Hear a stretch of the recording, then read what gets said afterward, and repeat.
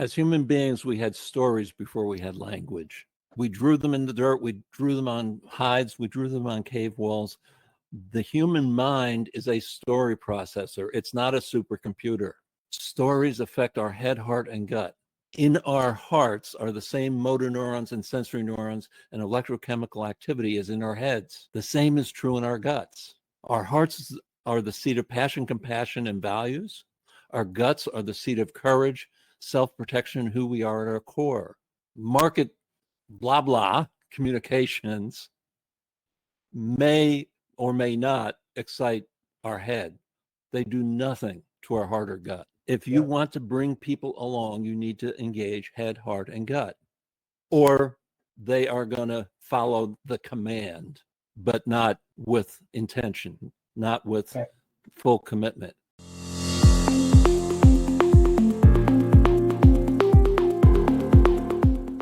Hello, welcome. My name is Heath Gascoigne, and I am the host of the Business Transformation Podcast. And this is the show for business transformators who are part business strategists, part business designers, and part collaborators and negotiators.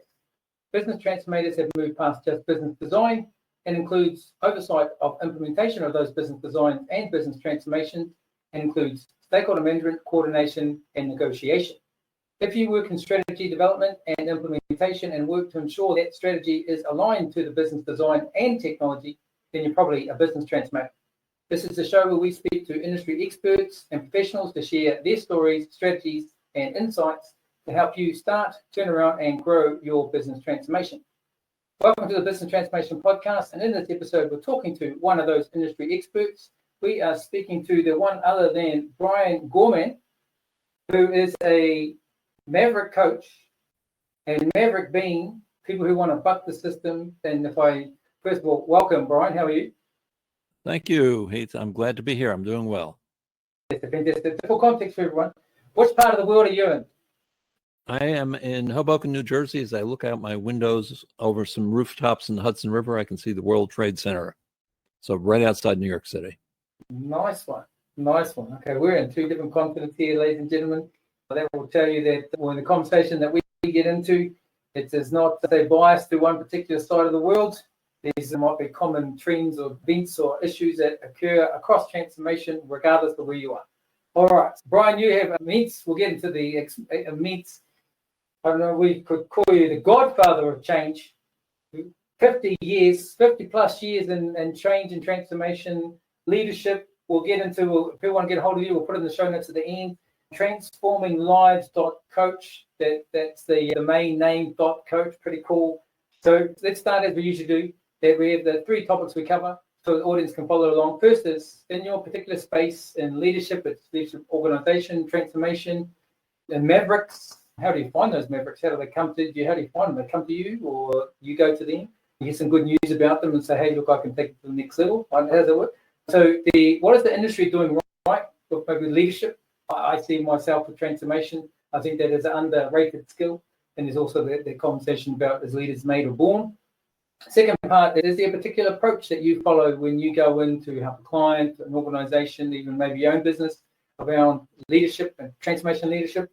And the last one, having done this now 50 years, and we'll get into where some, I think, staple, is it Maverick, and back in 2000 in the turn of the century, a major organization transformation. So we've got some big transformations under your belt. So in terms of the takeaways, if you could do it all again, knowing like 50 years experience, probably, I think you actually have it on your LinkedIn profile. Actually, you've trained over 1,000 leaders. So probably more than that. Probably did that in a year, let alone 50. All right, so let's kick us off. In the industry, what are they doing? They got this handle on their leadership, or maybe not? I think this is a very interesting time for leaders and a very challenging time. Putting aside anything that's happening politically, economically, we are in the early days of the digital revolution.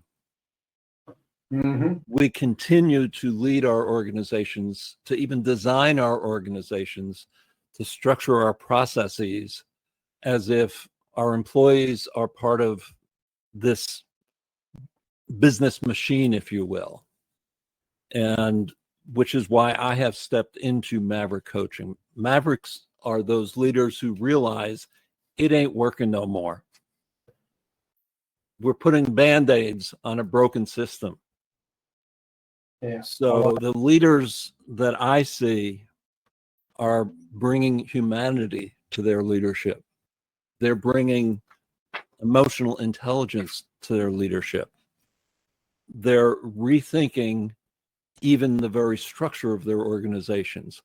They're focused on the future, not on making a few more pennies this quarter. Nice. Okay. So more the human and centric, people led. Hear this? They talk about it, that there's people led. I've been into projects and I'll say people led, and it is all actually helping a client at the moment. And there's a pack we have to take to a business design authority, and there must be about maybe 20 pages, and 3 of it is to do with business architecture. You say you're people led, business led, customer focused, but it seems to be not the case. So you're saying no, it is. It is central, EI, emotional. Business leaders are taking their staff along with them along this transformation from a person centric approach. Absolutely. One of the most common requests that I've experienced over the last probably 3 years is help our leaders learn how to be more coach-like in their relationship with the people they work with.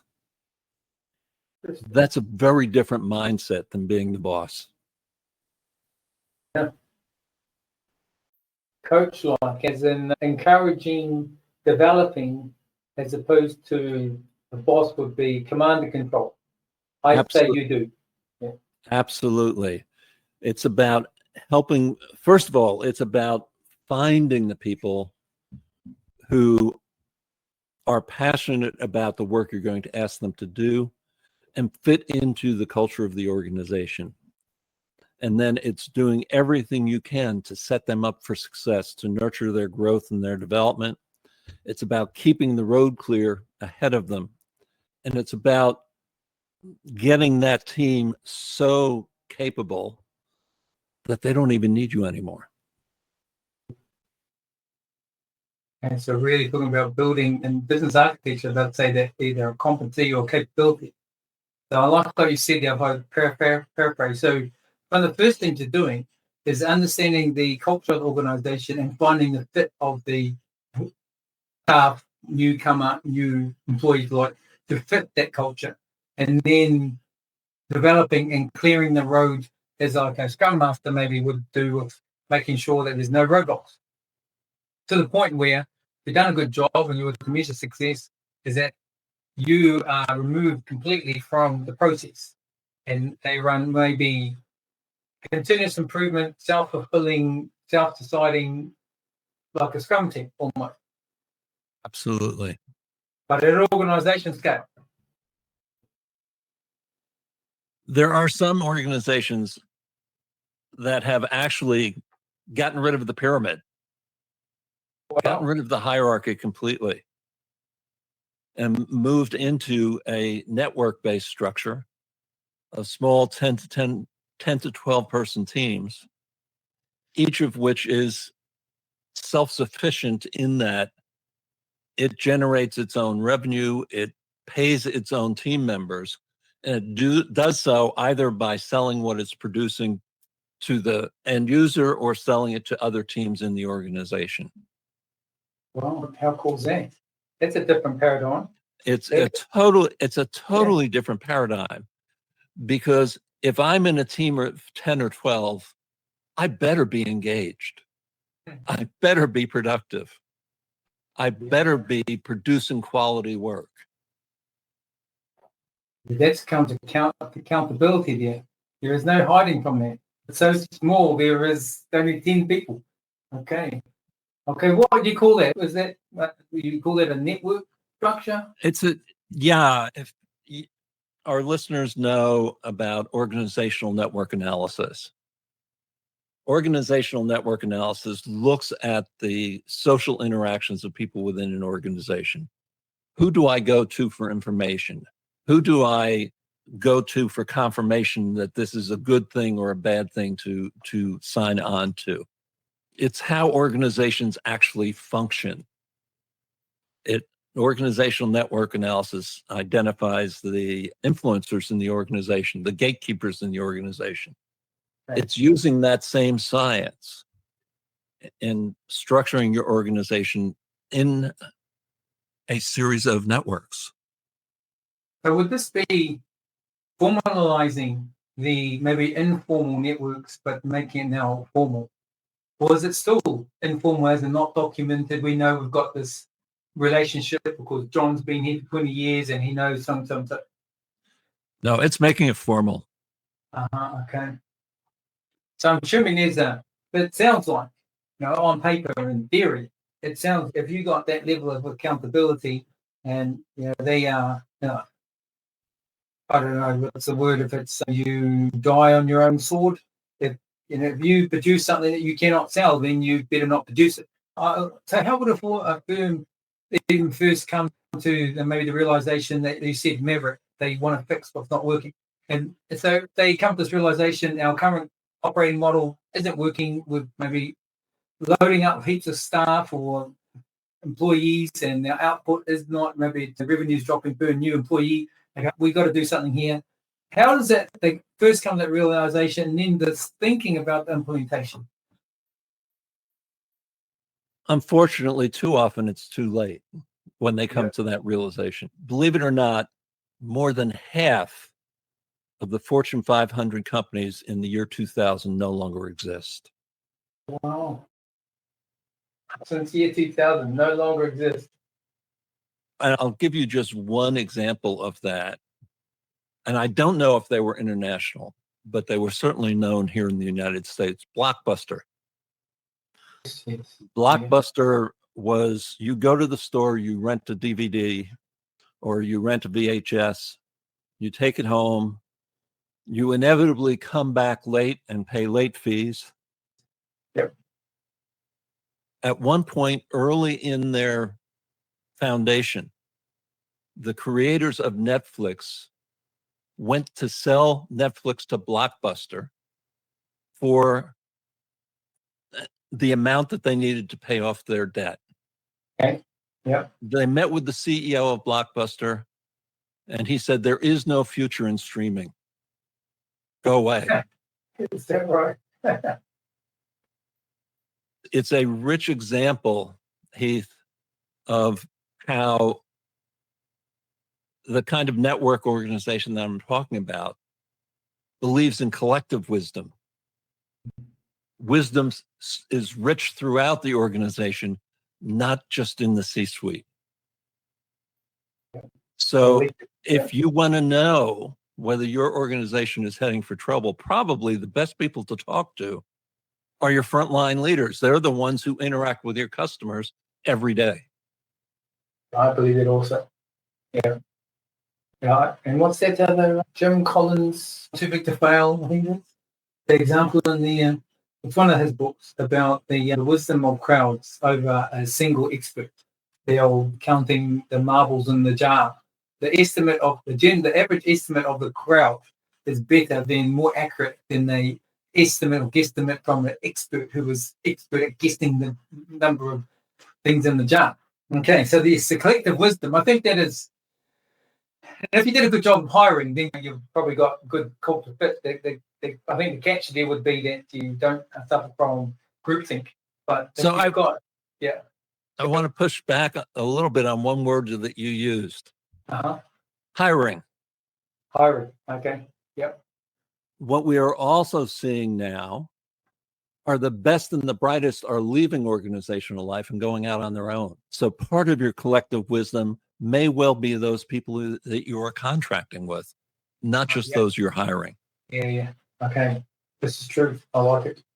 Yes. So that definitely plays into the concept of the network. They are part of the network, an extended part of the network, but nevertheless part of the network. Okay, I think that for organizations to come to that realization that their current model doesn't work, it's through this networking, the network model, the organization network analysis. How do they transition?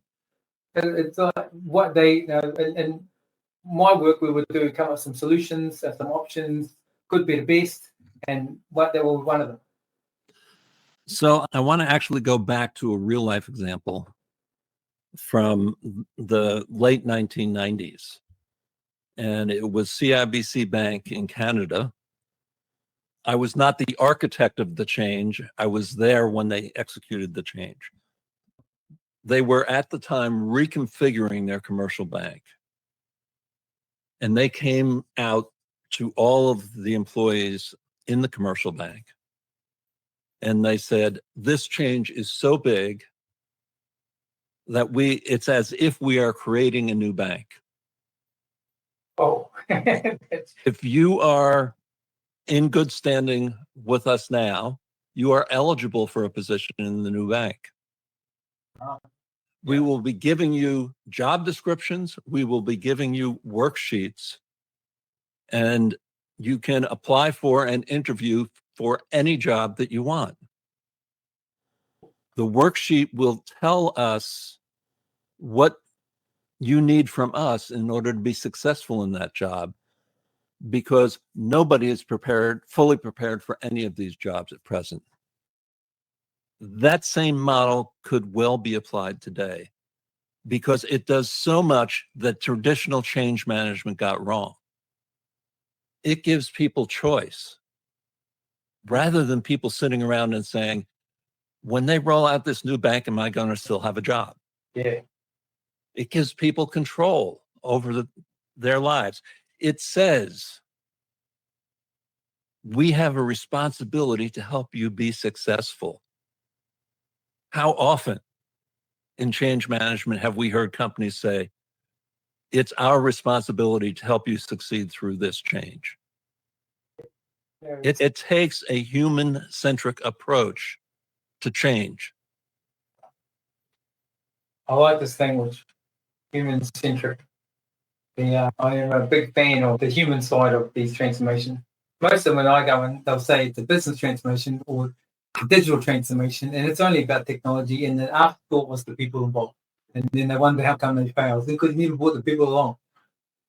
Okay, so I like, that's interesting, because I said from the beginning, tell me what the industry's got right or wrong, and I think you want to allude on one there in terms of the change management part, is that that change management are doing differently, or maybe not caught up, or still doing things in the old way.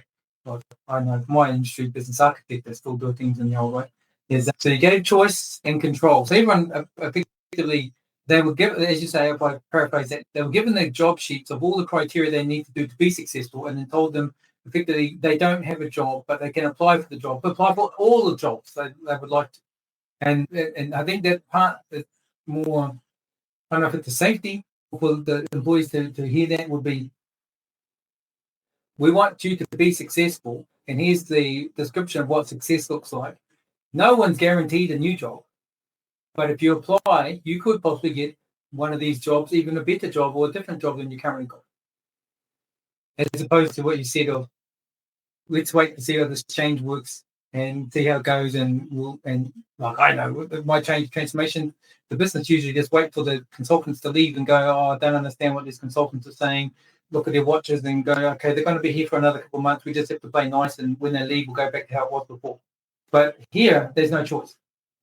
Over the course of, I would say, at least the last 20 years that I'm aware of, 70% of organizational change has failed to deliver on the promise.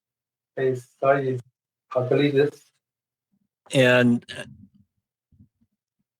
even putting away for the moment the digital revolution and all that means, there were some basic failures in our approach to change management. One, we said it was human-centric. We didn't quite use that language. But all change is personal. Yeah. It is not our key customers. Each one of those customers is affected differently. It is not the finance department. Each one of those people is affected differently. All change is personal. I agree. The stories we told were about market share and customer retention and product quality. Not even the CEO gets up excited about customer care and product quality. We are story processors. We're not data processors. They do not historically engage story in the right way. And we ignored the influencers. The people who I asked to say, should I go along with this or should I duck my head and let it pass? I like it. And when you say influencers, you're meaning like in I can't remember the exact model, like the stakeholder, like engagement model. One is your like leg heart or people who are going to block it, those are going to support it. I think supporters, influencers. So not paying attention to them has been it's an issue. So if I play it back to in terms of failures, that was they said they were, and this is going. You see, going back 20 years. So this is probably what the industry is still not got right. And sometimes I see that as if it's not people centric, you got to wonder where the project was when born from. If it's supported by the CIO or the CTO, it's usually got a technology lens to it, and they might try and slide it in under a business side, but they really never pay attention. So it sounds like the industry is still not doing it. But you also said, and I like it. Now I see it the same way as that all change is personal. I'm going to quote you on that. You might be changing departments and teams, but it's individuals within those departments and teams who will feel it. You know, I say those things when I go into projects and I go, we got to play nice and build a rapport. And they've got to look them in the eye, shake their hand to build the rapport, because we will change people's lives here. Ideally, hopefully for the better. But when people start to see you, we literally are changing their lives. It's when the arms get crossed and they go, I don't know about this. You don't know if it's in my benefits, and then the resistance comes. Okay, so what you're saying, it's all personal. So for the audience here, don't try and slide your technology in without understanding the people. And we'll get into how can we take those people along the way. Yeah, so you did say about the C-suite focusing on other things and not being the more product and market focus as opposed to customer and staff focus. I think that part about happy staff, happy customer. And now one about, yes, we'll get into that a little. Your approach is about stories. You have an emphasis on storytelling. And so why is stories and storytelling so important? As human beings, we had stories before we had language. We drew them in the dirt. We drew them on hides. We drew them on cave walls. The human mind is a story processor. It's not a supercomputer. Stories affect our head, heart, and gut. In our hearts are the same motor neurons and sensory neurons and electrochemical activity as in our heads. The same is true in our guts. Our hearts are the seat of passion, compassion, and values. Our guts are the seat of courage, self-protection, who we are at our core. Market blah, blah communications may or may not excite our head. They do nothing to our heart or gut. Okay. If you want to bring people along, you need to engage head, heart, and gut, or they are going to follow the command, but not with intention, not with full commitment. And so whether I'm working with a single leader who has to transform themselves so that they can transform their organization, or I'm working with an organization, we start with a story. But we don't start with a story about the future. In 5 years, we will. We start with a story from the future. We frickin' did this. We blah, blah, blah, blah, blah, blah, blah. These are the obstacles we had to overcome, and we did it. It's a head, heart, gut story. Another piece of neuroscience about story is our brains cannot tell the difference between story and reality. So that head, heart, gut story is building new neural networks, new neural pathways. when we run into obstacles, our unconscious says, wait a minute, I know what it's like on the other side of this. I have to find a way under, around, over, or through it. That's why we start with story. Now, corporate transformation, global transformation. You need that mega story, if you will. But that mega story is going to be different in France or Germany or the UK or the US. And it's going to be different in finance. And it's going to be different in Seattle than Washington. And so you have to allow localization of the story. I was going to say regions, but yes, localization. Okay. Okay, interpreted and understood differently for wherever they are at that level, country, region. Okay. So let me play back a few things there. Some really good, great takeaways. Thank you for sharing. My MBA was majored in transformation or strategic transformation with a big, strong part on change. I quite like change. I'm not a change manager, but the awareness of it. No? So but the way you put that, head, heart, and gut, I think not in a corporate context, I would have heard that. I think, but it's like I was talking organizations of 3 hours, layers, language, and level. The layers speak a different language and a different level of detail. But so that is taken the next step further, is where you got to hit them at the head, at the heart, and the gut. And I think what you're saying there is, if you only hit one, then you're not going to really embed the change or the need or want to change. They'll do it, as you said, command and control part, is they'll do it for that task. And you're not going to build this, you said earlier, the competency, the capability. It's like, we've done the task and that's it. Okay, done the task. Okay, so 3 elements. Is that the storytelling approach? Is it the head, heart, and the gut? What do you call that? Is there a method to that? So the reason there is such a thing as change management is Joseph Campbell was right. For those who don't know Campbell, he was a mythologist and a psychologist in the mid-20th century. And one of the things he researched was, is there a common thread through all creation myths across cultures, across time? Is there a common thread across all coming of age myths across culture and across time? And what Campbell discovered was that there is one thread through all myth. And he called it the hero's journey. And, what he said is, while we approach each change journey as if it's unique and unpredictable, it's not. We follow the same path. We follow the same path over and over again. So you all, listeners, know the hero's journey. First of all, you have lived it a dozen times. Second of all, if you've watched a Star Wars movie, if you've watched a great, Mission Impossible movie, whatever, they are all built on the hero's journey. We step out into the unknown. We meet challenges that we don't expect. We get teachers and mentors and guides to help us along the way, and we emerge at the other end very different. Yeah, transformed, whether we're a single person, or a global organization.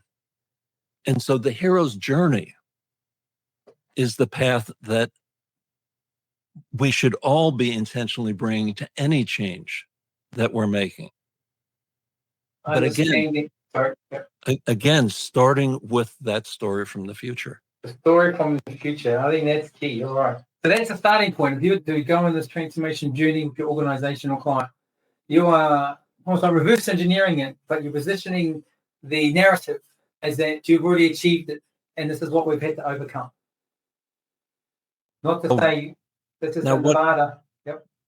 Sorry. Yeah. Now, what is just the first step we have to take? But the other piece that I introduce in my work is, before we plan the first step, we prepare. Now, how can you prepare before you plan? We only plan for what is in our consciousness, and there's a whole lot that's going to hold us back in our unconscious. And so there's a whole process for surfacing what is going to hold us back if we don't plan for it. And that prepare plan becomes a repeating cycle as you're getting ready to move forward. Okay, preparation, the 5 P's and effecting. Some going to say 5 or the prior preparation would be poor performance. Okay, so I think we've got the good and the bad with the industry. There's a lot to learn. So I'll put the show notes for Joseph Campbell's Hero's Journey, so people can get a book. The book is The Hero with 1,000 Faces. Okay, I'll put the link there in the show notes. Okay, so there's what the industry is doing now. Is the particular approach? I think we might have been touching on that. Question number 2 about is there an approach that you follow? And it sounds like you've done one of 2 things. Is that you've got the future in mind and working backwards, but the first part you just said there was the prepare and then the plan. Right. And preparing and planning and taking the journey are cyclical. It's very much more it's very much an iterative process. Okay, how for an established organization like Maverick, that would, I'm assuming, to adopt that approach would have taken a year. This is a multi-year transformation the organization would have to go through, from going to the command and control pyramid model to go to a network model. So these are long journeys, right? They can be. Okay. All right. So you got the prepare, plan, then for execution or doing the journey, and then there's a feedback loop that happens.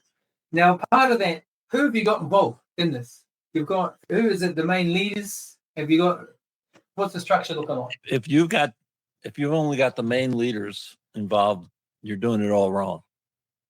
Okay. Because again, there's Joe down on the shipping dock that everybody in the 10,000 person warehouse listens to, the influencer. Yeah.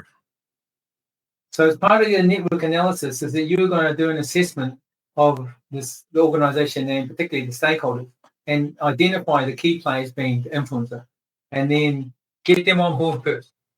And be listening to your front line. Yeah, the front line that we said earlier. Okay, so we've got the front line, we've got our executives, they're going to develop a story starting in the future. Ladies and gentlemen, you're getting a masterclass here on Maverick leadership using the analysis, organization, network analysis approach. Should we trademark that, Brian? Others have patented technologies and so forth to do that. Okay. All right. So we've got you've done some assessment, you've got your key stakeholders, the exec level, you've got the guys in operation, you've developed the story from the future, and now what happened? I think a big piece, and Heath, you mentioned this earlier, a big piece that most organizations don't pay attention to is their culture. Oh, yes. And again, part of preparing is what pieces of our culture are going to allow us to move forward and what pieces of our culture are going to hold us back. Yeah. And here I'll give you a different example. I can't tell you how it ended up because unfortunately the CEO that led this initiative got involved inappropriately with a member of his staff and was terminated by the board. But back a few years ago, a gentleman named Alan Shaw became CEO of Norfolk Southern Railroad. Alan had grown up in the railroad. And the first thing he did when he became CEO was he did a listening tour. And he listened to the front lines. And he came back and he said, command and control is not the way to run this railroad any longer. And so he brought in a gentleman named Stanley McChrystal. McChrystal was a U.S. general who was in charge of anti-terrorism in Iraq. Oh. When he arrived, he had the best SEALs, he had the best Rangers, he had the best spies, he had the best of everything. And the terrorists won every time. And in doing an analysis, McChrystal realized the terrorists won because they had a mission. They came together, they executed, and then went apart again. Meanwhile, the information would come up in one branch of this terrorist operation. It would have to surface to the top, get shared at the top, go back down. By then, it was too late. And McChrystal developed a strategy called Team of Teams, where decisions get made at the level that they have the information needed to make the decision. So Alan Shaw brought McChrystal and his group in at the leadership level. Again, they developed this big picture of what Team of Teams would mean at Norfolk Southern Railroad. They then conducted workshops, sometimes within a division, sometimes across divisions. The first workshop I was in was with the top 15 leaders of their transportation department. At that time, transportation had about 10,000 people. Those were the ones who actually ran the trains. And it was very simple. In the workshop, they said, what are the behaviors we have to stop?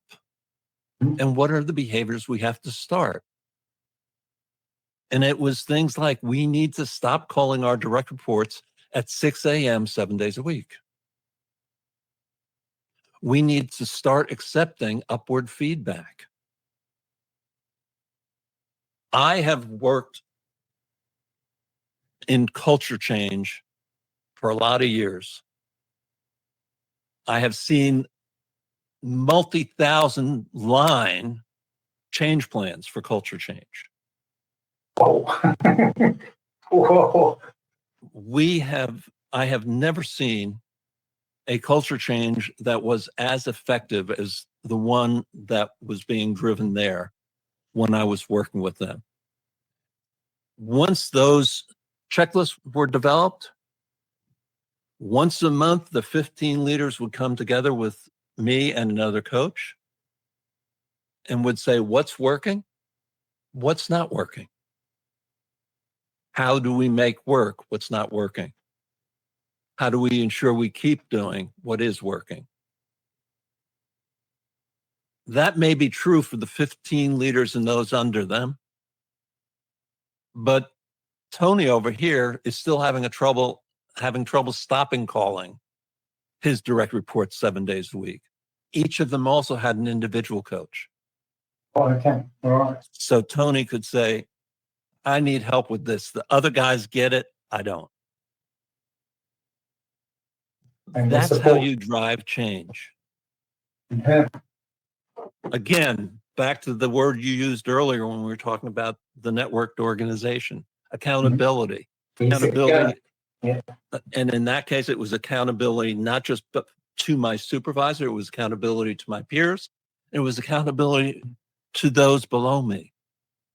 It was like because we had some instances where people fairly high up in that team got some pretty strong negative feedback. And they came in and they said, I really screwed this one up. I need your help fixing it.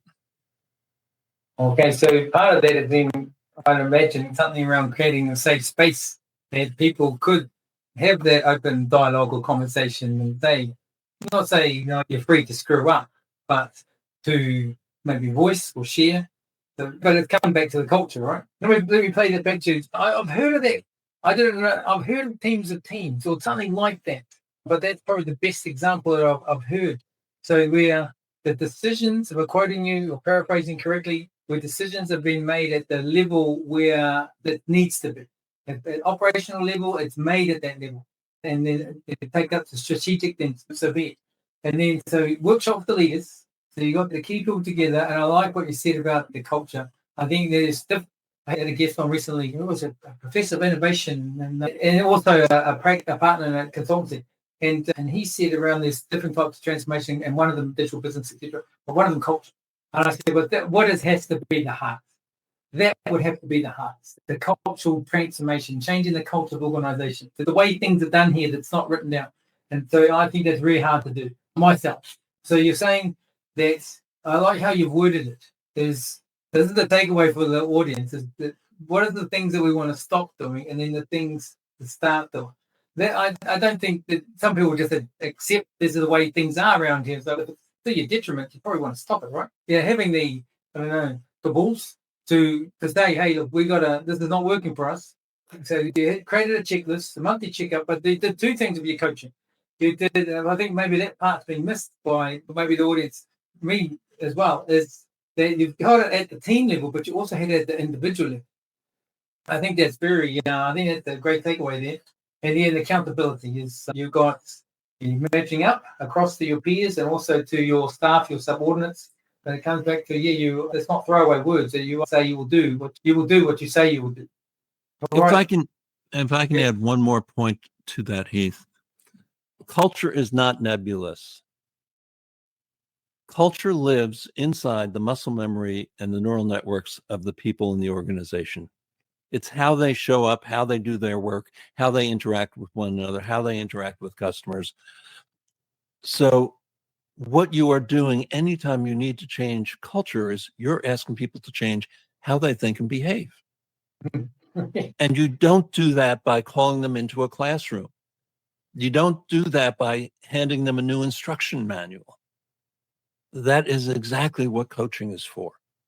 It's a good sales pitch. I'm going to use that. Yeah, it is not something you read in the manual. Maybe it's from doing rather than hearing, like the application of, as opposed to knowledge acquisition, but it's the application of that knowledge. And then a coach to guide you on maybe the proper application. About application. Yes, it is. It is all about application. There's something you said back there about. It's interesting if it's the transportation and industry in the colonel, the general came in. The general has usually a command and control approach, right? And army, but this is a different approach. McChrystal had a command and control approach when he got to Iraq. He did not when he left. And that's how you can get information across and decisions made quickly. And that's how come, regardless of all your best equipment, is that you'll lose when you can't get the information to the level well it needs to be and execute on that. All right. Okay, nice one. Now there's an approach we've got there. You've got your team of teams, you've got your key leaders, you've found your influencers, you've got a story that started in the future that was working backwards of all the issues and troubles that you've overcome.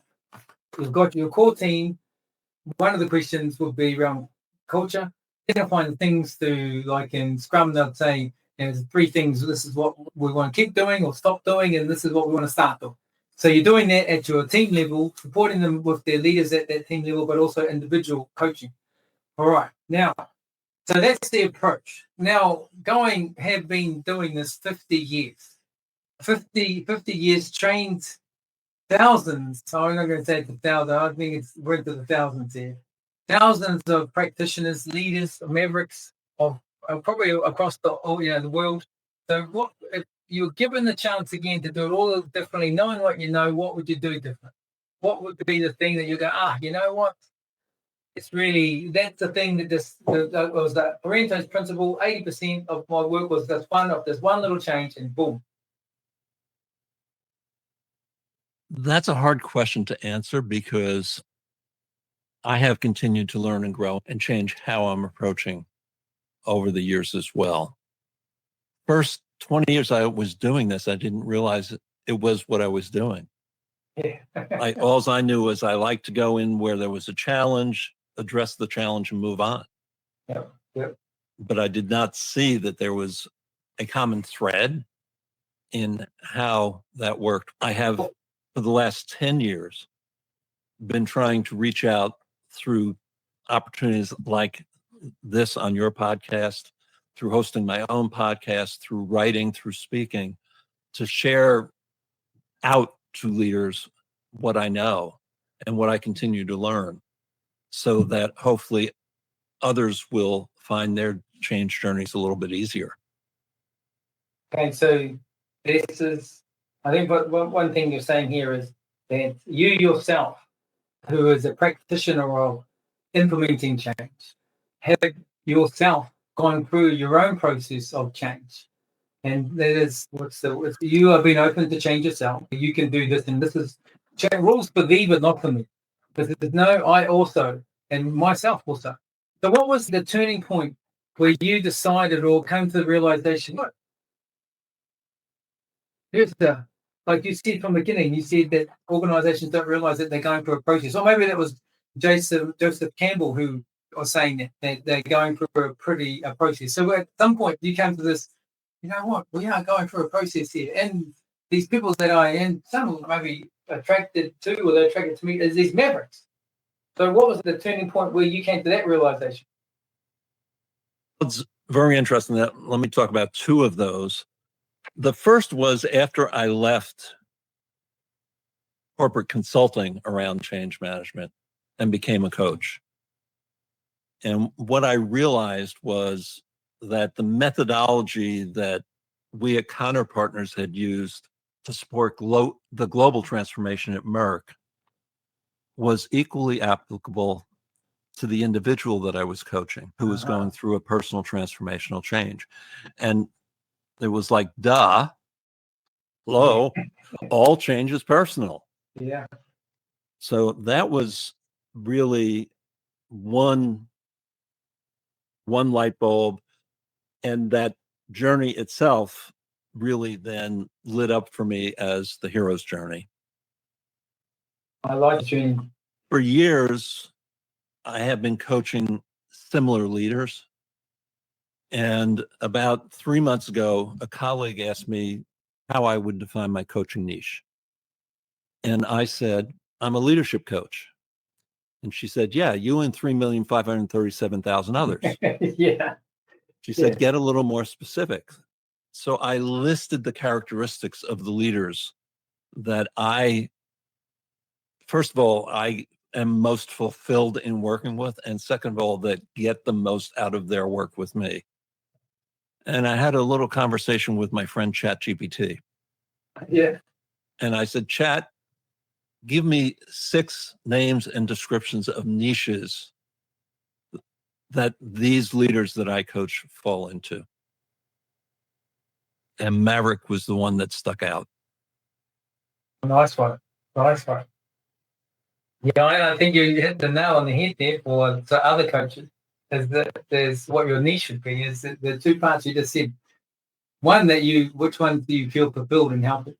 And 2, get the most out of the work that you can, support that you can give. I think that is gold.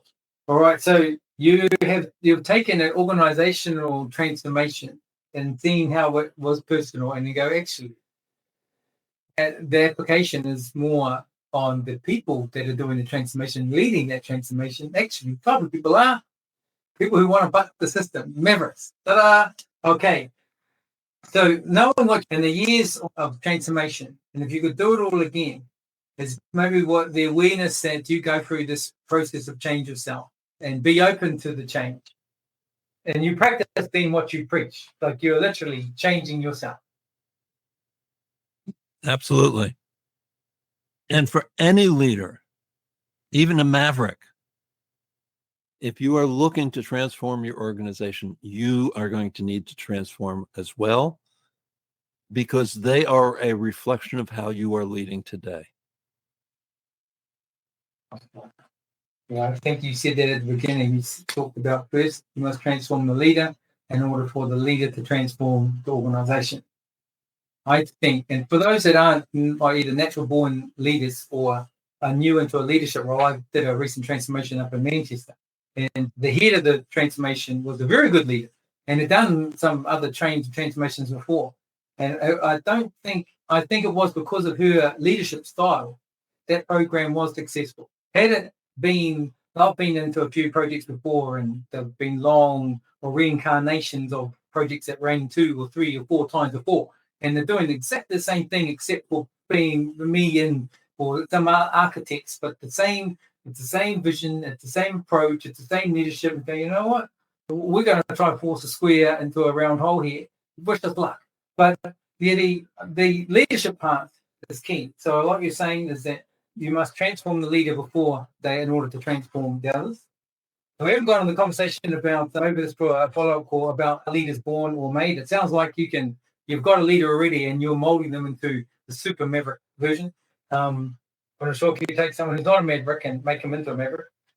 And I believe everybody can be a leader. Me too. Is provided it's like your body and healing. If you give it the right environment, it can heal itself. And yeah, so you just have to be conscious and cautious of the environment you put them in. Okay, and there's an approach. Now I'm going to quote you on the show notes, get a hold of you, your contact details, which is transformation life. Transforminglives.coach. Transforminglives.coach. Like I would think it's not .com, .tech, you're .coach. That's pretty cool. Okay, so they can get hold of you on the links we'll put in there for you and your company, and I'll put the link to Joseph Campbell's book, not the hero's journey. It was The Hero with a Thousand Faces. 1,000 Faces. He's both a mythologist and a psychologist. And Heath, one more. Yes. In 2023, Springer International came out with a book, Personal, Educational, and Organizational Transformation, Leading During Times of Metacrisis. The first chapter of that book is The Hero and the Sherpa, which is my version of the hero's journey. So it goes into how do you create a story from the future?